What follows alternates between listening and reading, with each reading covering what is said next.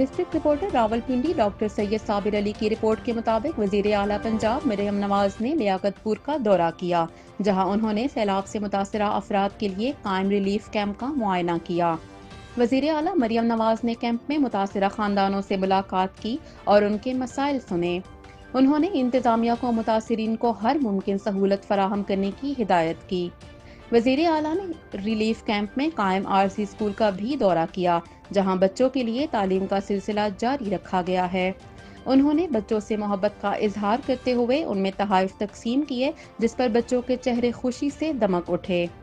اس موقع پر وزیر اعلیٰ پنجاب مریم نواز نے کہا کہ حکومت پنجاب مشکل کی اس گھڑی میں متاثرہ خاندانوں کو تنہا نہیں چھوڑے گی۔ متاثرین کی بحالی اور بچوں کی تعلیم کے سلسلے میں ہر ممکن اقدامات کیے جا رہے ہیں۔ انہوں نے متعلقہ حکام کو ہدایت کی کہ ریلیف کیمپوں میں مقیم ہر خاندان کو کھانے پینے، طبی امداد اور تعلیم کی سہولتوں کی فراہمی یقینی بنائی جائے۔ وزیر اعلیٰ مریم نواز کے دورے کے دوران مقامی معززین، عوامی نمائندے اور انتظامی افسران بھی موجود تھے۔ عوام نے وزیر اعلیٰ کی آمد اور بچوں میں تحائف کی تقسیم پر ان کا شکریہ ادا کیا اور کہا کہ یہ اقدامات ان کے لیے حوصلہ افزائی کا باعث ہیں۔